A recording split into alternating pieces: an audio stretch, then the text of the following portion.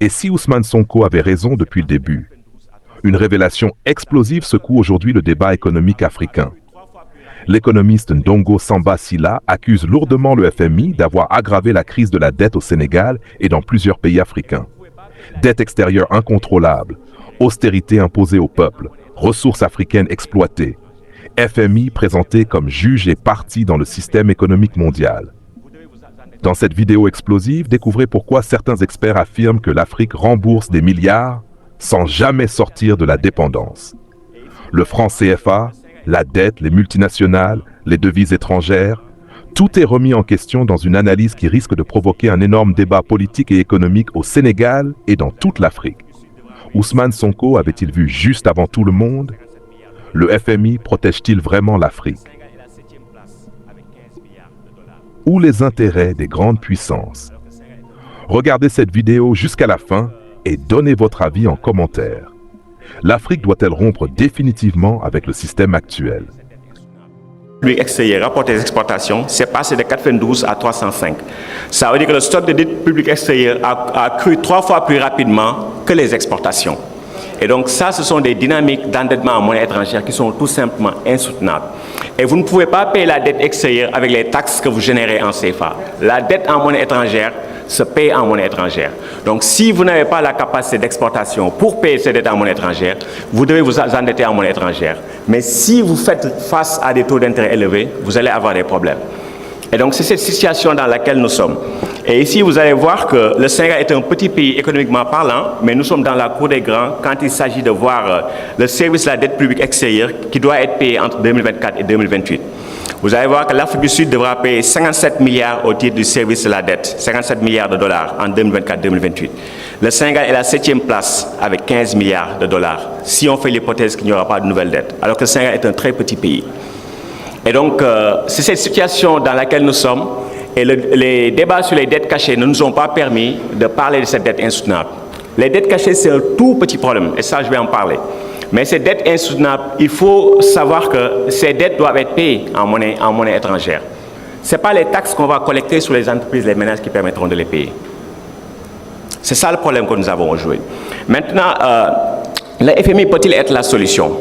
Le FMI, pour moi, n'est pas la solution, il fait partie du problème. Et nous ne pouvons pas avoir une solution équitable pour le Sénégal si nous ne menons pas un combat politique contre le FMI. Parce que le FMI est une institution politique, d'abord. Là, si nous regardons les pays qui sont les plus endettés auprès du FMI au 31 mars 2026, on voit que 6 pays représentent les 2/3 des prêts du FMI. Le premier pays, Martin Ablès en a parlé, c'est l'Argentine, 34,5%. L'Ukraine, 9%. Égypte, 6,1%. Pakistan, Fawa en a parlé, 6%. Après, vous avez la Côte d'Ivoire. Parce que le FMI est un instrument des États-Unis et de la France. Donc, ce sont les pays clients, en fait, qui vont recevoir des prêts du FMI, généralement pour faciliter un modèle d'accumulation qui bénéficie aux oligarchies. Et donc, le FMI est une institution politique. Et ça, il faut le comprendre. C'est pourquoi les perspectives de restructuration avec le FMI ne sont généralement jamais heureuses, parce que le FMI est juge et partie. Et ici, on a un ensemble de travaux qui ont été publiés ici sous IDEAS dans le contexte de cette conférence. Donc, Dr Fawassial, Ahilan, Girve Chelwa, Ali Zafar, Martin Abbès, ils ont tous montré que le FMI est juge et partie. C'est un créancier, mais aussi c'est lui qui sert d'arbitre pour les restructurations. Et ce que ces travaux montrent, c'est que généralement, les restructurations avec le FMI n'ont rien donné. Donc nous, on est dans une situation très difficile. On a une dette extérieure qui est insoutenable et on sait que les restructurations avec le FMI n'ont généralement rien donné. Et donc hier, on a parlé de l'analyse de la viabilité de la dette du FMI et de la Banque mondiale. Donc Christian Lascaris nous a dit que c'est plus un art qu'une science. Jacob Assa également nous a dit que l'analyse de la viabilité de la dette du FMI repose sur une analyse microéconomique qui est macroéconomiquement incohérente parce qu'elle ignore que le déficit public égale le surplus du secteur non gouvernemental. Et il ignore également la question de la souveraineté monétaire, c'est-à-dire la dette en monnaie nationale versus la dette en monnaie étrangère. C'est des dynamiques qui sont différentes. Et l'analyse du FMI de la Banque mondiale ne fait pas ces distinctions élémentaires. Donc c'est une approche microéconomique et qui n'a pas de validité quand on doit parler des questions d'endettement. Et un reproche également que je fais de l'analyse de la dette, c'est-à-dire qu'on ne parle pas des flux privés, des flux de revenus d'investissement. Parce que c'est là une des origines du problème de la dette de l'Afrique, c'est-à-dire le pillage des ressources de l'Afrique.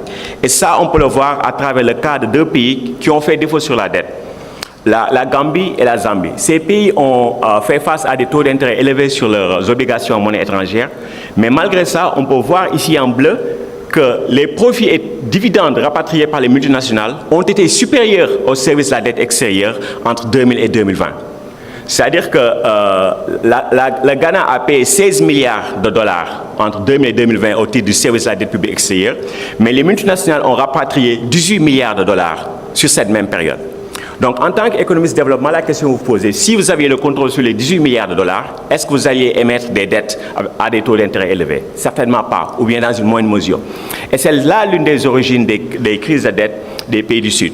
C'est-à-dire qu'en tout cas dans les pays africains, c'est des pays qui sont riches en ressources naturelles, mais qui n'ont pas le contrôle de leurs ressources naturelles. Et donc dans le cas de la Zambie, il y a un exemple très intéressant parce que la Zambie a fait défaut en novembre 2020 sur un eurobond. La Zambie devait faire un paiement de 40 millions de dollars, 40 millions.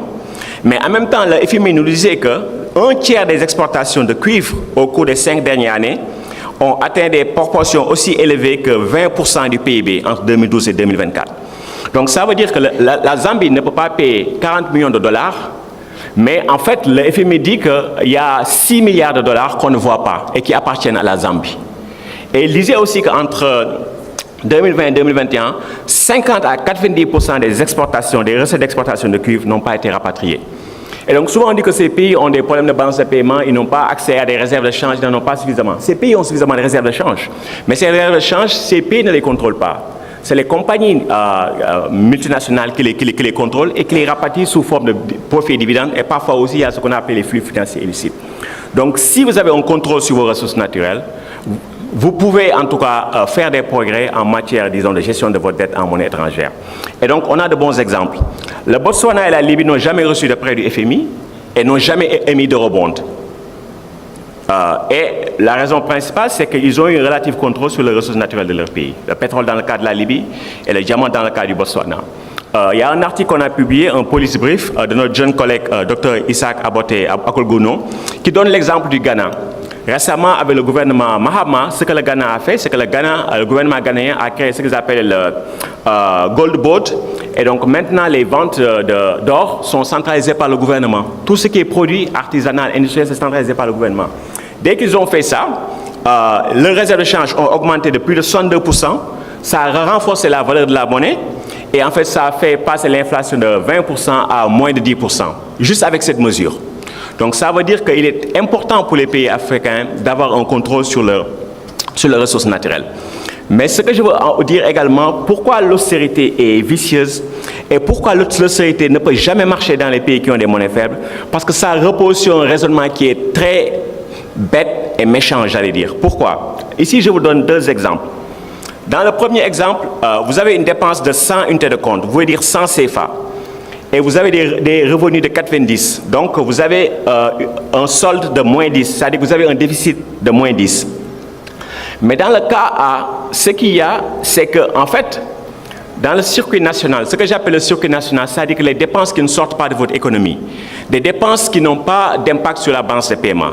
Par exemple, quand vous payez votre fonctionnaire, vous lui payez 1 million par exemple, les 1 million restent dans votre économie. Maintenant, quand vous êtes un fonctionnaire qui est basé dans une ambassade, disons à Paris, ce fonctionnaire, même s'il est payé 1 million, ce n'est pas 1 million qu'on lui paye. On va lui payer 1524 €. Donc il faut budgétiser 1524 €. Parce que le 1 million que vous payez à votre fonctionnaire qui est ici, ça ne sort pas de l'économie, ça ne peut pas sortir. Et donc quand vos dépenses, vous avez un déficit sur votre circuit intérieur, ça ne sort pas de votre économie, ça stimule votre économie. Et donc dans le cas A, vous avez un déficit de 10, mais ce déficit de 10 reste dans le pays, donc ça enrichit le pays. Mais dans le cas B, vous avez toujours un déficit de 10, mais ce déficit de 10, en fait, vous appauvrissez votre population parce que l'État a un surplus, l'État a 80 de revenus fiscaux et ne dépense que 70. Donc l'État a une dépense nette de moins 10, donc appauvrit l'économie de 10. Et donc sur le circuit étranger, vous avez des revenus faibles 10, le FMI vous prête les 30, et donc vous avez un déficit de moins 20. Et donc c'est ça le modèle FMI. C'est pourquoi donner ces indicateurs 3%, 5%, ça n'a absolument aucun sens. Parce que tout dépend de l'impact des dépenses, par exemple, sur la balance de paiement. Vous pouvez avoir un déficit de 10, mais qui reste dans votre économie, qui ne sort pas. Et ça maximise votre potentiel économique. C'est pourquoi l'austérité est toujours bête, parce que vous n'avez pas besoin de couper comme ça dans les dépenses. Et le fait aussi que la dette doit être payée en monnaie étrangère, ça veut dire que vous avez beau couper les dépenses des fonctionnaires, ne pas donner aux étudiants leur bourse, etc., avoir des arrêts de paiement en francs CFA, mais tout ce qui est décrit comme économie en CFA, mais ça ne vous génère pas plus de dollars. Parce que vous avez un problème de dollars, vous devez payer des dollars. Mais le fait de couper la dépense, ça veut dire que vous infligez vous-même une double peine. Vous ralentissez votre économie et vous n'avez pas les dollars. Et c'est ça le modèle FMI, c'est l'approche d'austérité. C'est pourquoi c'est une approche qui est bête et méchante.